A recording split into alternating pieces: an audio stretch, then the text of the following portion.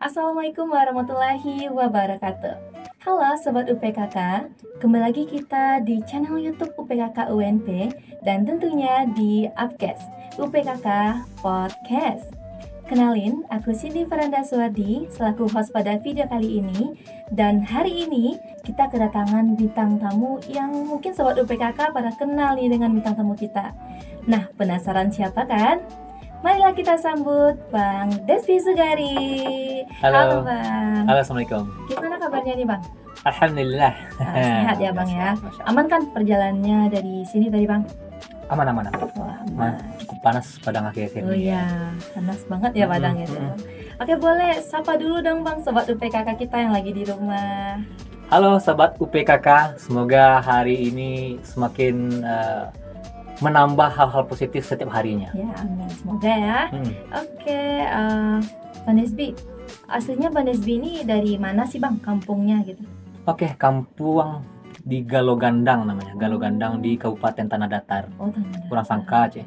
Oh, orang sangka. Ini Sobat UPKK yang pernah lihat Bang Desvi bisa nih sapa-sapa. Iya, Bang bahasa Desvi. gue disangka kan. Iya kan. Ini bahasa Indonesia ya, bahasa Minang? Ya boleh Bang, bahasa Indonesia, Oke. Minang kita santai aja Bang. Saya bahasa Indonesia saya kurang lurus ya. Oh gitu, nggak apa-apa Bang, kita santai aja. Siap. Bang Desvi, yang dilihat di CV-nya Bang Desvi, itu Bang Desvi lulusan S1 Bahasa dan Sastra Jepang ya Bang? Ya, betul. Nah itu gimana sih Bang awal mulanya kok bisa kepikiran menjadi content creator gitu? Apa sih motivasinya Bang Desvi buat memulai menjadi content creator gitu Bang? Ceritanya gimana dulu tuh, Bang? Semuanya beralasan dan pondasinya itu emang karena saya mata duitan. Oh. Karena saya mata duitan. Semua orang mata duitan. Iya, tapi melihat peluang konten kreator ini waktu itu di tahun 2015. Sebenarnya saya dari tahun 2009-2010 itu sudah mulai main di sosial media. Mungkin teman-teman di sini belum, masih SD mungkin ya. Iya. Tahun 2009 Masih kalau aku umur 4 tahun sih Bang. umur 4 tahun.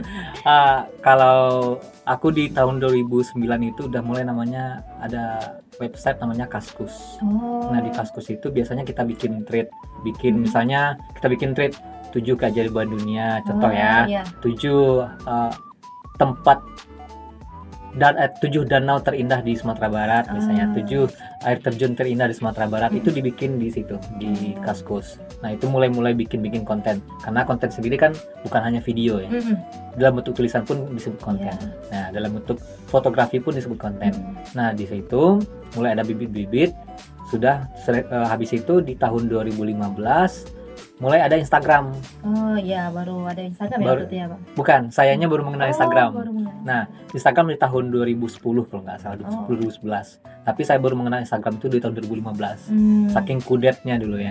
Saking kudetnya, bahkan saya pikir Instagram itu adalah aplikasi converter untuk kalkulator, kan ada gram-gram. Oh iya ya. Ya, kirain kilogram, Kayak macamnya gitu ya, Bang, ya? Iya, kayak kalkulator. Ternyata ini adalah sebuah sosial media yang mana waktu itu belum gabung sama Meta ya. Oh iya. Belum gabung sama Facebook. Itu saya pikir ngapain main Instagram, Facebook kan udah ada waktu itu, bisa chatting online, ya bisa kirim personal message. Sedangkan Instagram waktu itu baru hadir dalam bentuk foto 1:1. Tapi pada saat main Instagram itu saya melihat ternyata ada akun yang saya lihat itu ada meme komik Indonesia sama ngakak kocak nggak salah.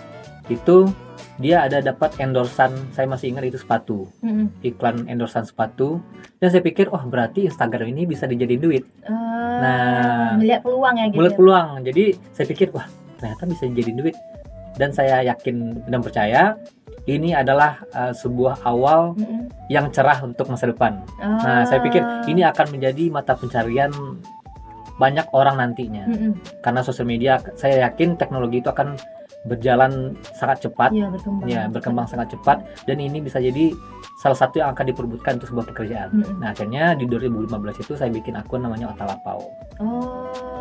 Kalau mungkin teman-teman sini ada yang sudah tahu atau memang bukan segmen marketnya, karena segmen market Otalapau itu dulu di angka usia 25 tahun ke atas. Mungkin anak Gen Z belum tersentuh nih sama Otalapau. Nah, pada saat itu bikin 2015, akun Otalapau. Ternyata alhamdulillah nggak sampai 1 tahun ya sudah bisa menghasilkan duit. Padahal waktu itu saya sudah jadi guru. Oh, udah jadi guru ya, Mas? Jadi guru. Itu. Oh, tapi masih sempat bikin konten ya gitu. Masih, karena ibaratnya kita pecinta seni dan pelaku seni. Saya suka gambar, saya suka semacamnya, suka nyanyi semacamnya. Nah, saya anggap ini adalah hobi baru bagi saya. Dan pekerjaan ada jadi guru, tapi itu sebuah hobi baru bagi saya. Ternyata hobi ini bisa jadi pekerjaan. Dan akhirnya saya berhenti jadi guru, saya fokus di sosial media. Oh gitu. Itu kalau boleh tahu bidang konten Bang Rizky itu apa tuh Bang yang Otalapau itu? Yang Bang konten-konten Abang tuh bidangnya? Kalau Otalapau itu kita fokusnya di entertain, hiburan.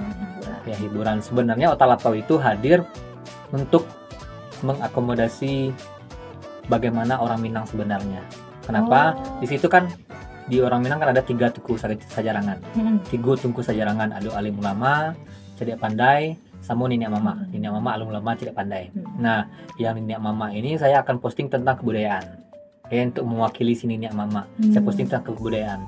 Untuk mewakili alim ulama, saya posting tentang tausiah, ceramah segala macamnya, tentang hikmah. Dan untuk cerdik pandai, saya akan posting tentang tentang ilmu ya, yang bermanfaat bagi orang lain. Nah, itu disandingkan dengan entertain. Ada saya posting untuk meme ya. Meme lucu-lucuan, video-video lucu. Nah, video lucu ini untuk menggrab banyak orang. Karena kalau kita posting langsung ceramah, orang nggak mau. Juga. Susah masuknya. Tapi kalau kita posting hiburan, yang kita posting tentang budaya, agama, dan ilmu, itu akan sesuatu tambahan additional bagi si pengikut gitu. Apalagi kalau ada kocaknya di dalam gitu ya, pasti lebih menarik bagi ke viewersnya gitu kan. Betul. Nah, itu kan bicara tentang konten nih Bang. Ini mau nanya nih Bang, sebelum kita mau menjadi content creator nih Bang, apa sih yang perlu kita persiapkan gitu Bang? Sebelum mau mulai content creator, apakah kita mesti milih industri mana dulu nih? Soalnya ini pernah baca kan Bang, kalau kita mau memulai content creator, kita mesti milih mau terjun ke industri mana dulu. Contohnya, kalau kita mau pilih industri hiburan, maka kita akan membahas seputar hiburan, kayak video-video lucu atau gimana. Begitupun dengan industri seni, kita akan membahas tentang seni. Apakah itu memang lebih bagus ya gitu Bang, kita memilih industri mana dulu, atau kita boleh milih campuran gitu Bang konten kita gitu? Kalau saya nyarankan, mulailah dari apa yang kamu sukai. Mulai dari apa yang kamu sukai. Misalnya Cindy suka apa? Hobi apa? Ini hobinya melukis Bang. Melukis. Mulai dari melukis itu dulu. Bikin lukisan, direkam, ya, didokumentasikan, posting di sosial media. Setelah itu mungkin next stepnya, jadi kita harus punya goalsnya, punya goals juga punya roadmap, punya timeline. Nah misalnya gini, bahasa sederhananya, Cindy udah nentuin nih, mulai dari hobi, yaitu hobi Cindy melukis. Berarti goalsnya misalnya untuk di sosial media, otomatis Cindy pengen jadi content creator tentang lukisan. Berarti Cindy juga harus punya roadmap ini untuk ada target-target tertentu per bulannya. Misalnya Cindy mau 3 bulan pertama mencapai followers sekian. Pengen dikenal aja dulu dalam 3 bulan ke depan untuk membangun personal branding. Di 3 bulan berikutnya Cindy mulai nih, kan biasanya hanya lukisan, mulai berbagi tips. Contoh ya, saya akan mulai di bulan keempat, saya akan berbagi tips ringan mengenai lukisan. Itu contoh. Gitu ya? Tips trik menggambar kah, trik mewarnai kah, atau trik pegang pensil sederhananya ya. Itu kan banyak, atau trik biar gambar itu nggak kotor, pakai tisu segala macamnya, kan kayak gitu. Tips sederhana itu akan membangun personal brandingnya Cindy. Nanti orang yang pencinta seni atau yang hanya penikmat ya, bukan pelaku seni, penikmat seni, dia akan langsung follow Cindy tanpa ragu-ragu, karena dia ada yang didapat dari Cindy, yaitu ilmu. Nah, jadilah konten kreator yang tanda kutip ada yang didapat dari awal. Ada alasan orang untuk memfollow. Saya follow Cindy karena Cindy sering membagikan tips trik tentang menggambar. Oke. Ada punya alasannya gitu mereka kenapa dia harus memfollow kita gitu. Betul. Jadi kita harus dalam ini semua usaha sebenarnya. Dalam bikin usaha, dalam bikin suatu, kita anggap konten kreator ini sebuah pekerjaan. Karena memang pekerjaan ya, sudah pekerjaan. Anggap itu sebuah usaha. Usaha yang kita bikin ini adalah result atau penjawab dari ketidakadaan orang lain atau pertanyaan orang lain. Atau misalnya gini, ada namanya pen ya, ada pen, ada pen refiller, ada pen, ada gain gitu. Jadi kita mengobati lukanya orang ini. Ada alasan. Misalnya kenapa di sini ada donat? Karena mau kasih ke bintang tamu. Itu contohnya. Cindy membuat usaha donat. Kenapa bikin usaha donat? Contoh, karena di lingkungan sini orang suka makanan yang manis, suka yang roti-rotian, suka donat-donatan, suka nongkrong sambil minum kopi, temannya donat. Itu juga di content creator juga kita bikin sebuah akun melukis. Targetnya siapa? Yaitu untuk menjawab pertanyaan orang-orang yang pengen jadi pelukis. Nah, contohnya siapa namanya? Fadil pengen jadi pelukis tapi nggak tahu nih harus mulai dari mana, belajarnya sama siapa. Ternyata lihat Cindy, si Fadil ada alasan untuk follow Cindy karena Cindy menjawab apa yang diinginkan oleh si Fadil, gitu. Nah, itu kalau menurut saya pertama kali adalah mulai dari yang apa yang kita senangi, terus mulailah bicara tentang goalsnya mau jadi apa. Goalsnya adalah menjadi content creator pelukis. Berarti kita udah punya alurnya ya, udah punya jalannya. Kita tujuannya adalah menjadi content creator lukisan. Apa yang harus dilakukan itu lagi kan? Entah itu konsistensinya. Konsisten aja ternyata nggak cukup. Ya, kalau orang-orang bilang kita harus konsisten. Gitu nggak gitu juga. Kita butuh namanya evaluasi dan adaptasi. Ternyata zaman sekarang melukis itu bisa dengan AI loh. Ada AI itu baru gitu.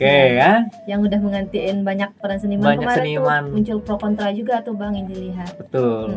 Karena AI ya. Karena AI. Ternyata Cindy di situ udah mulai tergerus nih. Si Fadil tadi yang pengen belajar sama Cindy udah follow Cindy, malas belajar. Kan ada AI sekarang. Nah, itu si Cindy juga harus beradaptasi dengan cepat untuk mencari solusinya. Entah Cindy menjadi seniman ChatGPT kah, bisa jadi. Amin. Semoga. Nah, seperti itu kira-kira. Gitu ya Bang ya. Berarti kita mesti nentuin apa yang kita senangi dulu kalau kita mau mulai konten.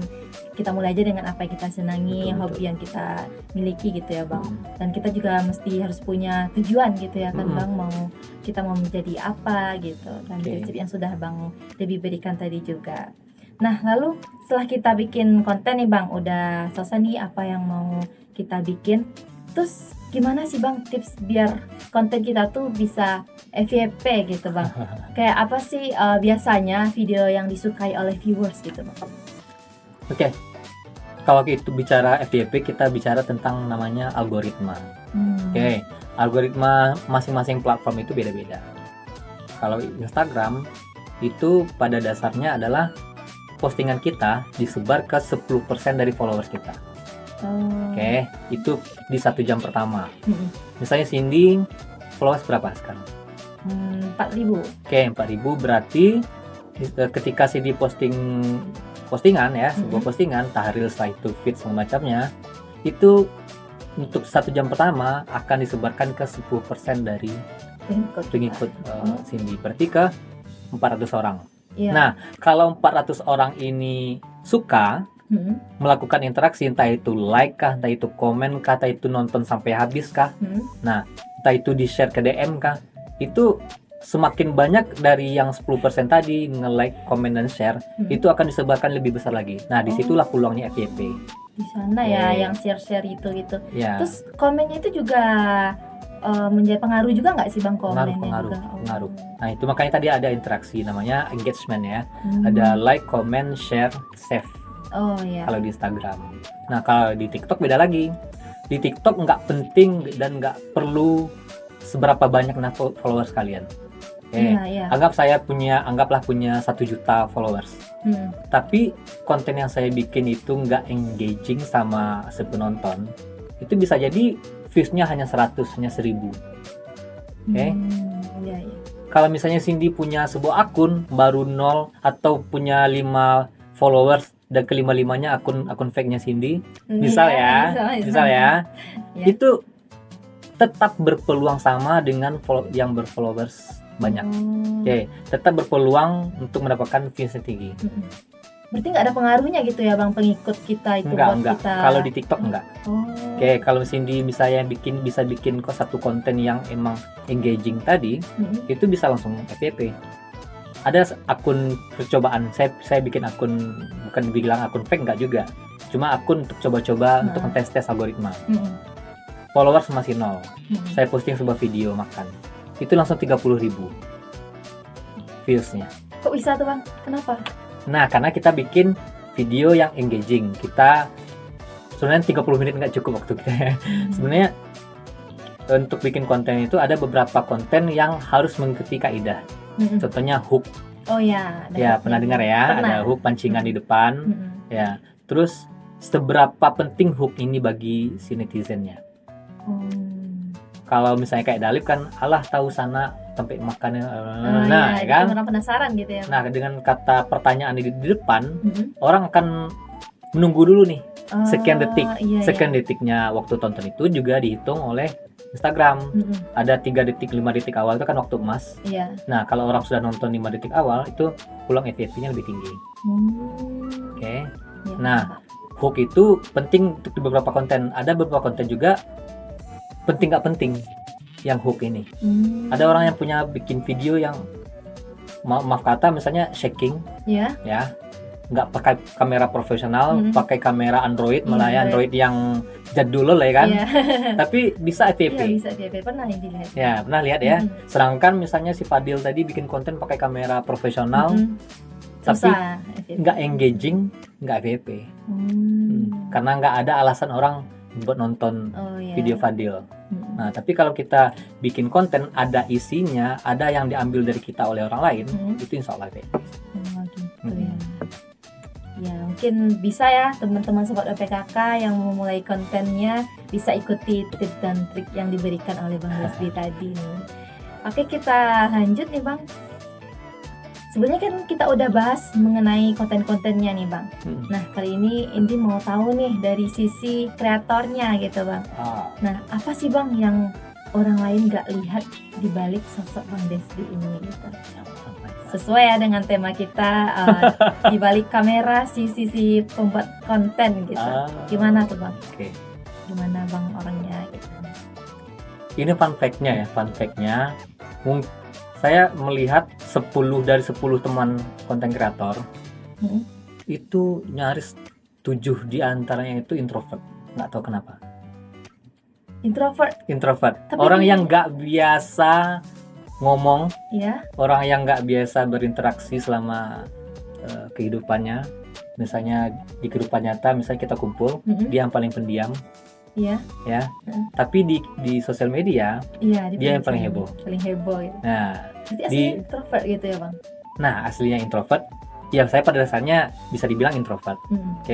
Tapi kan kita ada mental breaker gitu ya. Maksudnya kita nggak boleh mengiyakan segala sesuatu yang kayak misalnya, wah introvert, Dan introvert misalnya kita baca introvertnya orang yang tidak mau bergaul, tapi kita terkungkung dengan tidak mau bergaulnya. Nah itu yang harus kita lepaskan. Introvert boleh, tapi saya introvert yang mau untuk berkumpul-kumpul dengan teman-teman, mau ngobrol dengan orang lain, mau menghargai orang lain. Jangan introvert yang orang lain yang kita harapkan menghargai kita. Hargai dia introvert. Nah gitu kan. Jangan ya.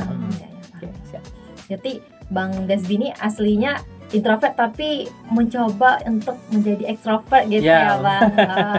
Dan fun fact ini ada fun fact-nya. Pertama, rata-rata dari kami itu introvert. Rata-rata dari kami kekurangan tidur malam.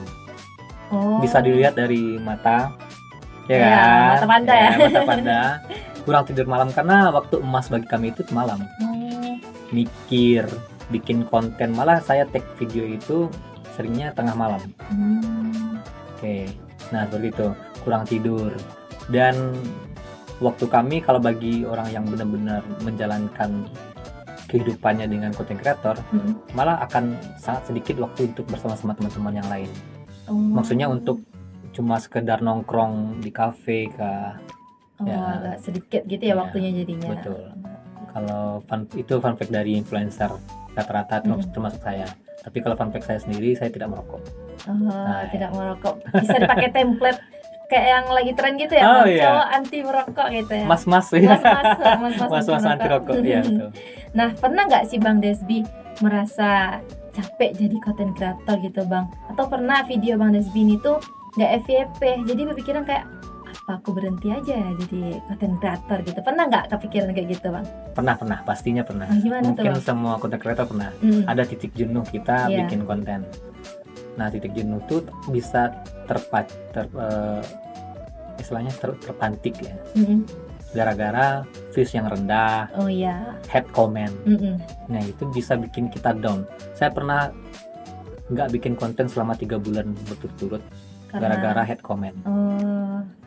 Terus gimana mengatasi hal tersebut tuh Bang?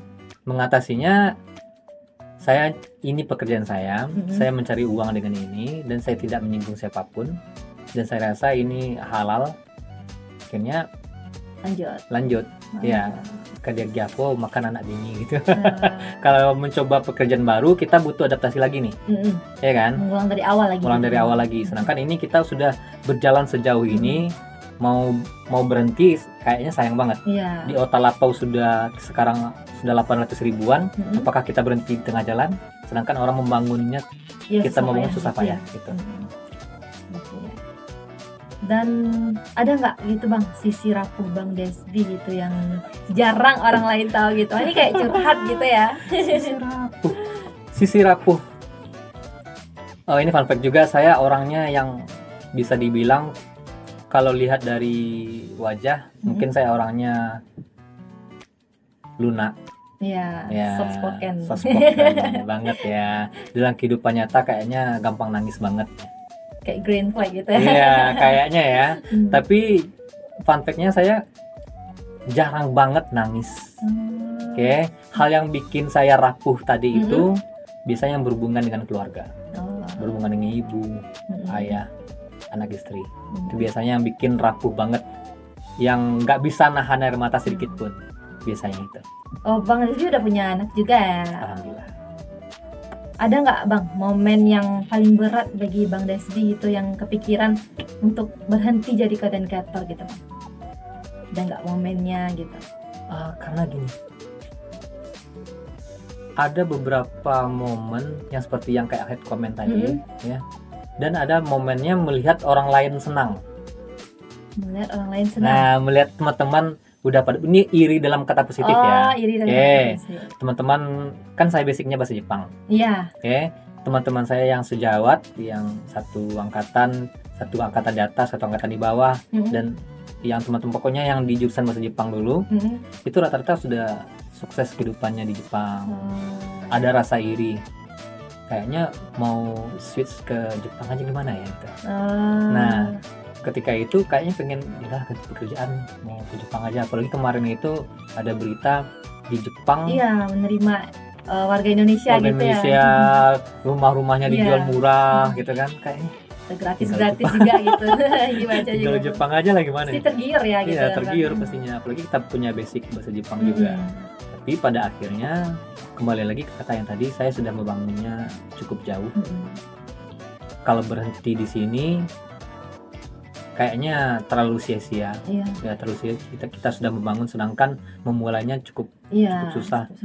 Butuh waktu untuk kita monetize. Ya. Orang-orang mungkin teman-teman yang lain pengen di posisi kita. Kita sudah di sana tapi malah kita berpikir untuk berhenti. Kayaknya nggak, udahlah. Kalaupun nantinya saya mau ke Jepang, dengan cara lain kita carikan caranya. Entah itu perusahaan yang kami bangun sukses, sukses. Terus ada sesuatu momen pergi ke Jepang, ya udahlah itu aja. Kerjasama gitu ya.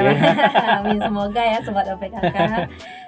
Ada nggak gitu Bang, rasa kesepian bagi Bang Desdi walaupun udah dikelilingi banyak orang ya sekarang gitu Bang Desdi. Terus kalau Bang Desdi lagi sepi, biasanya gimana tuh Bang mengatasi momen kesepiannya gitu? Karena kembali lagi tadi saya bilang introvert, kayaknya sepi itu makanan sehari-hari. Iya. Makanan sehari-hari. Walaupun udah dikelilingi banyak orang gitu Bang, masih. Ya, di dalam keramaianku masih merasa sepi, ada juga ya. Saya pada dasarnya, saya itu anak tunggal. Oh, anak tunggal. Ya, jadi terbiasa untuk sendiri. Oke. Terbiasa untuk sendiri, saya nggak bergantung kepada orang tua. Oke. Terus kalau ada momen sendiri, saya biasanya memanfaatkan semaksimal mungkin untuk istirahat kah, untuk masak kah. Kayak ini fun fact juga. Ternyata cowok juga banyak yang hobi masak. Saya hobi masak. Terus bahkan saya pengen jalan aja sendiri. Entah itu di gor kah, entah itu di pasaraya, jalan sendiri. Itu untuk healing. Ya, healing versi saya. Sendiri ya Bang. Iya. Terus apa sih yang berubah gitu dari Bang Desdi menurut Abang semenjak Abang ini menjadi content creator gitu Bang? Ada nggak perubahan dalam diri Abang? Oh dulu aku gini dan semenjak jadi content creator udah pelajari ini gitu Bang. Yang banyak sekali ya. Paling mahal itu relasi. Oh, relasi. Paling mahal itu relasi. Teman-teman nanti misalnya kalau mau bekerja segala macamnya, itu paling penting itu relasi. Ya, kalau misalnya ada orang ngechat, pengaruh orang dalam semuanya itu kan relasi. Iya, itu relasi. Oke, relasi. Kita punya link, dengan kita relasi banyak, misalnya kita kawan-kawan kembali moko, aduh seorang siapa namanya? Rehan nggak punya pekerjaan, pasti relasi ini akan membantu. Iya. Oke, membantukan mencarikan jalan keluarnya. Oke, atau punya pekerjaan nih, sama-sama punya pekerjaan. Ini si Cindy pelukis, ini konten kreator. Cindy nggak bisa rekam, gue aja yang rekam. Nah, bisa kolaborasi. Itu gunanya relasi. Dan yang paling mahal dalam perjalanan saya adalah relasi. Dengan relasi ini saya bisa kenal orang-orang hebat, bisa kenal bupati, gubernur segala macamnya, bisa kenalan dengan menteri segala macam. Itu sangat-sangat terasa. Dan satu lagi tentunya di penghasilan. Jauh banget dari penghasilan jadi guru honorer sampai yang posisi ini kayaknya nggak kepikiran untuk bisa di posisi ini. Keren banget ya Sobat UPKK, gimana cerita dari Bang Desdi tadi. Dan dapat ya kita simpulkan bahwasanya di balik kamera, sisi lain simbuat konten ini ternyata Bang Desdi ini adalah seorang introvert nih Sobat UPKK yang berusaha ingin menjadi extrovert gitu, agak terlihat extrovert gitu, padahal aslinya introvert gitu ya Bang ya. Nah, setelah tips dan trik juga yang diberikan oleh Bang Desdi tadi mengenai gimana sih harusnya kita membuat konten itu, dimulai dari mana gitu, dan setelah bilang juga oleh Bang Desdi tadi, kita perlu memulai dulu dari apa yang kita senangi. Kita bisa manfaatkan apa bakat yang kita miliki gitu, dan setelah itu kita bisa menentukan tujuan gitu, goals yang akan kita capai jika kita memulai sebuah konten itu. Dan semoga tips dan trik yang diberikan oleh Bang Desdi tersebut dapat manfaat oleh kita semua dan juga Sobat UPKK. Oke Bang Desdi, untuk terakhirnya boleh dong berikan closing statementnya buat Sobat UPKK kita yang lagi di rumah. Oke, closing statement. Ya. Ini karena viewersnya mungkin kebanyakan mahasiswa. Saya cuma berpesan aja, kita di anak-anak muda sekarang ini hidup di zaman yang serba canggih. Oke. Dan teman-teman harus ikut dengan riding the wave ya, mengikuti alurnya ini, tapi tentunya punya batasan-batasan tertentu karena kita punya agama, kita punya budaya, yang nggak bisa kita labrak. Oke. Jadilah teman-teman, terserah mau jadi apa, asalkan positif. Oke. Asalkan kita tidak melabrak rambu-rambu yang ada. Oke, jangan melanggar norma-norma budaya, jangan melanggar norma-norma agama. Jangan hanya menjadi, karena ini rata-rata Gen Z ya, jangan menjadi Gen Z yang dibicarakan orang lain. Oh ya. Paham nggak? Paham. Ya, Gen Z ini mental health loh. Ya, mental health. Ya, Gen Z ini rapuh loh. Dikit-dikit. Jadilah Gen Z yang tidak rapuh. Iya. Oke, jangan jadilah Gen Z yang sedikit-sedikit tidak membahas mental health. Jadilah Gen Z yang kuat, buktikan kepada gen milenial ke atas, boomer semacamnya, bahwa Gen Z juga bisa berkarya loh. Gen Z juga bisa hebat loh. Seperti kalaupun Gen Z tidak seperti yang diharapkan oleh orang tua-tua kita punya cara sendiri untuk hebat. Nah, seperti itu. Terima kasih ya Bang Desdi kami ucapkan, dan juga semoga apa yang diberikan oleh Bang Desdi tadi dapat teman-teman Sobat UPKK manfaatkannya sebaik mungkin tentunya. Oke, Sobat UPKK, itulah perbincangan kita bersama Bang Desdi pada hari ini, dan semoga apa yang kita bicarakan hari ini dapat manfaat bagi Sobat UPKK semuanya. Dan untuk itu saya Cindy Fernanda Suwardi menutup ini dengan sebuah kutipan nih dari salah satu filsuf Amerika, dari Ralph Waldo Emerson, yang mengatakan bahwa the greatest glory in never failing, but in rising up every time we fail. Kemudian terbesar kita bukan karena kita tidak pernah gagal, akan tetapi bangkit saat kita gagal. Aku Cindy Fernanda Suwardi selaku host pada kali ini undur diri. Wassalamualaikum warahmatullahi wabarakatuh.